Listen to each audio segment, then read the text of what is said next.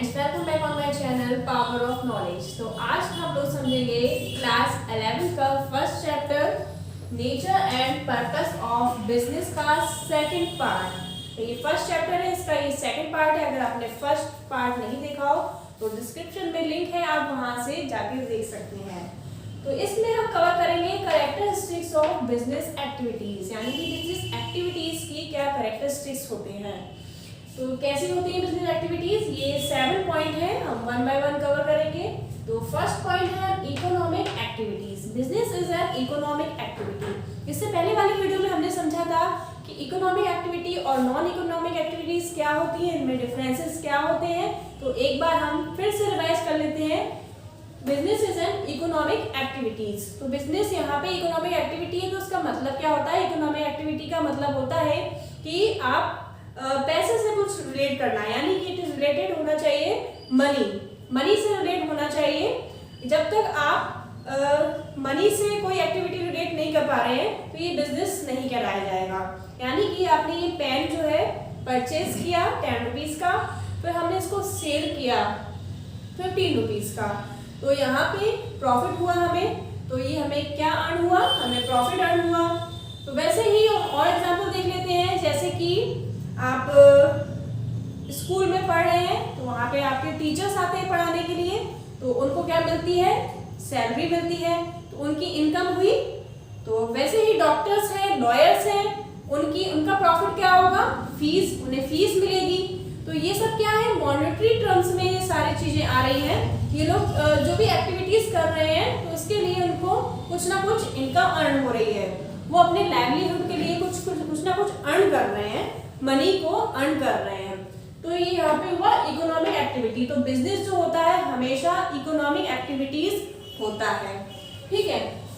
और यहाँ पे आ जाता है सेकंड पॉइंट में प्रोडक्शन और procurement of goods and services.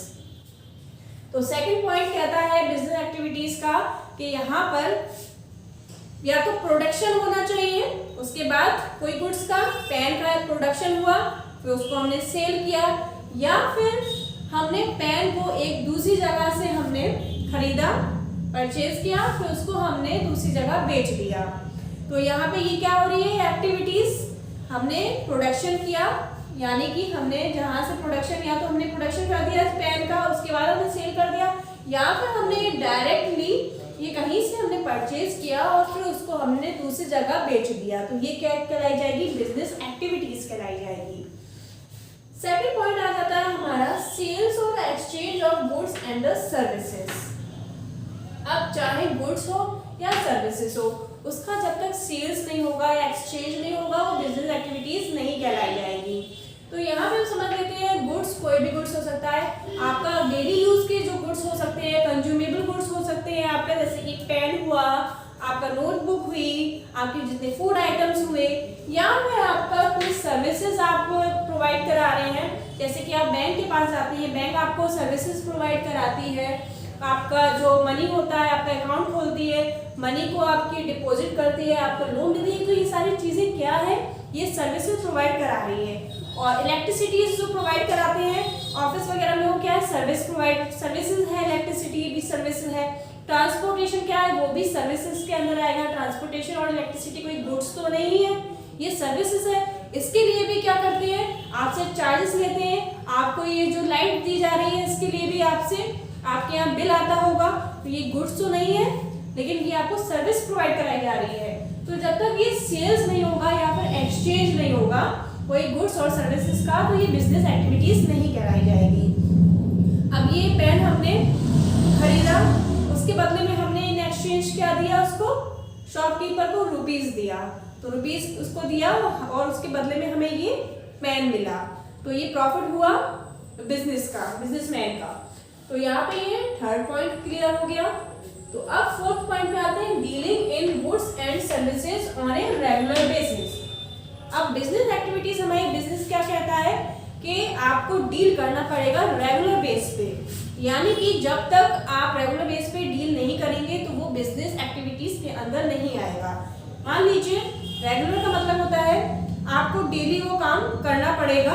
अगर आपने एक बार एक कोई सिंगल ट्रांजैक्शन कर लिया, पेन मैंने ये खरीद लिया आज और फिर इसको मैंने अपने फ्रेंड को बेच दिया। 10 रुपीज़ में खरीदा, 15 रुपीज़ में बेच दिया। आज ही मैंने ये प्रॉफिट कमा लिया 5 रुपये का।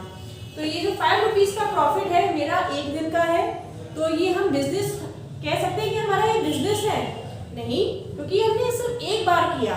जब तक इसको हम रेगुलर बेस पे नहीं करेंगे, डेली हम खरीदेंगे और बेचेंगे नहीं, तब तक ये बिजनेस एक्टिविटीज के अंदर नहीं आएगा। 4th पॉइंट क्लियर हो गया। अभी आता है 5th पॉइंट, प्रॉफिट अर्निंग।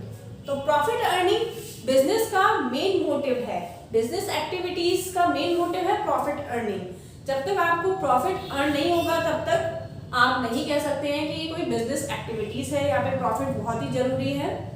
तो कोई भी बिजनेसमैन होगा वो अपना बिजनेस किस मोटिव से करेगा कि उसको प्रॉफिट अर्न हो।